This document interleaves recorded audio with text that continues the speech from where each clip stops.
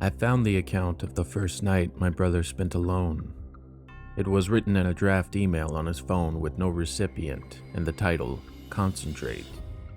Again, he has no memory of writing this, and the account seems to fluctuate between fear and complacency every few lines. I also have had to make some changes to spelling and grammar. It was obviously written frantically in parts. Just got home from work, early shift. I need to write this all down. Everything's been weird since the break-in. I've been trying to forget it, but something about that night has stuck with me. Everyone is gone for the weekend, and the walls are closing in on me. It's getting dark outside, but it feels so much darker in here. I have to get out. Plus, the dog needs a walk. I'm finally home and I feel dizzy.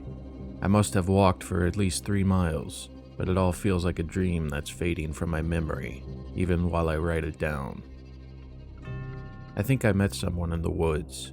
He told me to go home, and I did. But now I'm here, and I can't remember who or why or where I was, or where I was heading.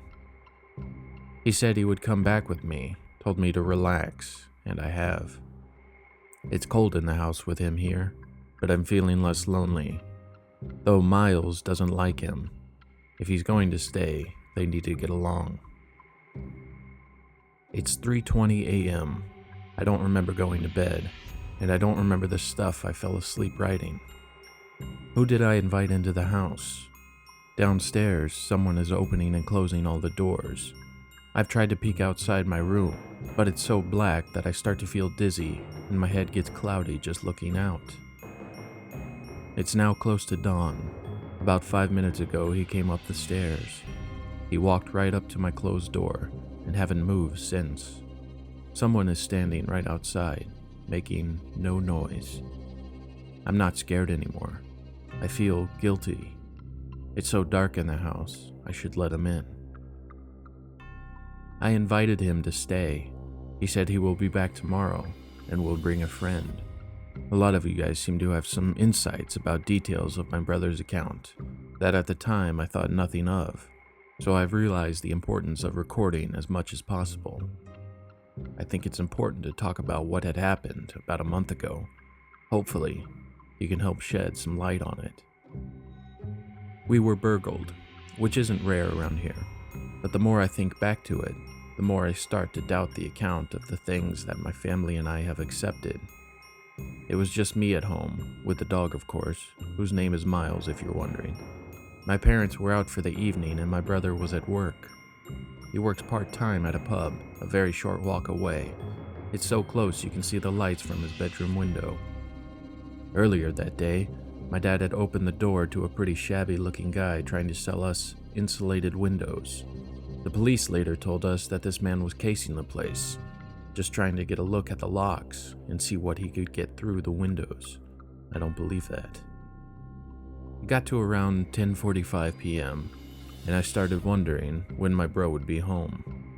His shift at the time finished around 10, and he would normally stay on for 15 minutes or so to chat with the regulars, probably in hope of them buying him a beer, which they usually did.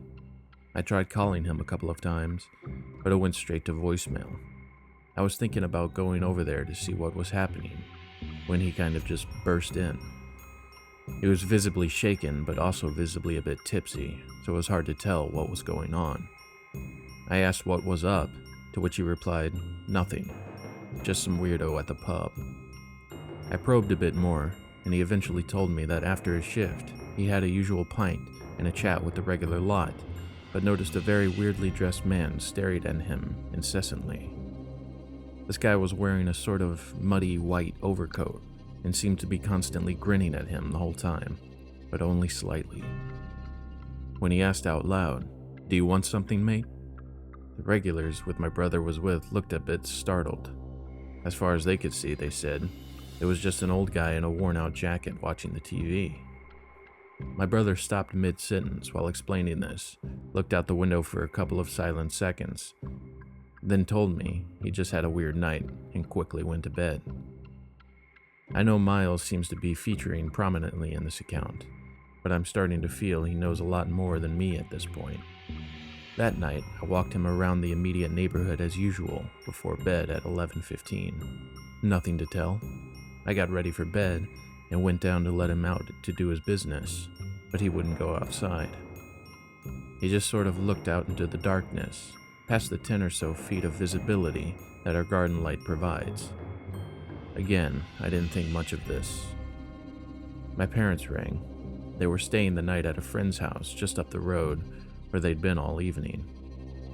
I went to bed. I woke up at about 8:30 a.m. and I realized we'd not been alone last night. I found Miles sitting rigid outside my bedroom door, so I knew something was wrong. We always shut him in the kitchen overnight. I found a lot of things knocked over around the house, tables, chairs, cabinets, but initially couldn't find much missing. All that was taken was an entire drawer of old clothes from when me and my brother were about 10 and 12, and a broken laptop we shared at 13. There was only one sign of entry, an open window that had no sign of being forced and physically doesn't open enough for anyone to squeeze through. It was weird, but I got over it pretty quickly.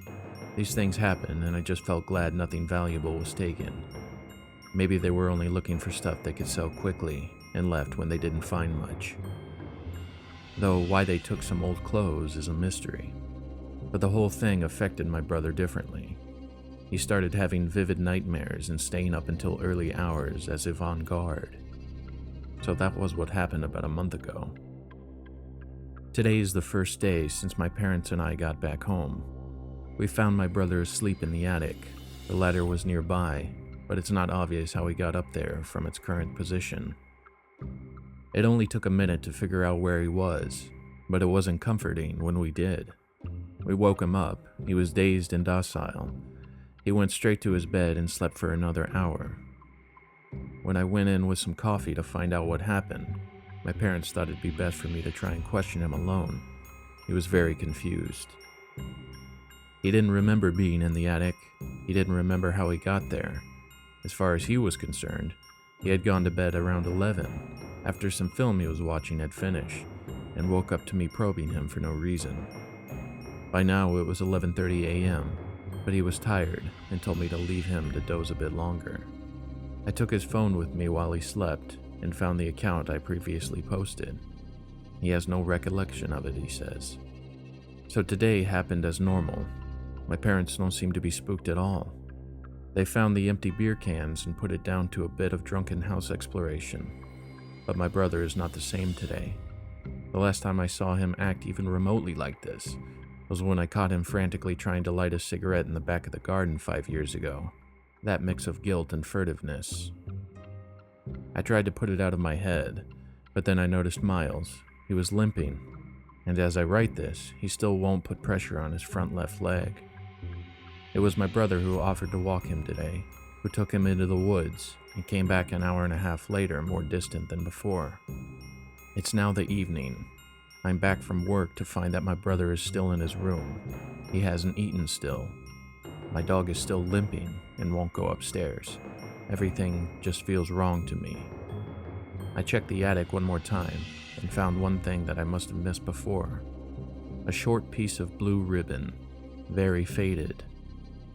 I can probably put this down to lack of observation earlier, except for where I found it, directly above my brother's bedroom. I've left it where I found it, just in case. I've also found the draft email on his phone above. Another thing to mention is that he's not texted anyone. Normally, he's glued to his phone. He's still hardly eating and not leaving his bedroom. I'm starting to wonder what he's doing in there. He has work tonight, so hopefully that will bring him back to reality. I'll keep you updated. Today's Part 2 No Sleep story comes again from username Myriad77. Make sure to check out Part 1 in the previous video. And sweet dreams.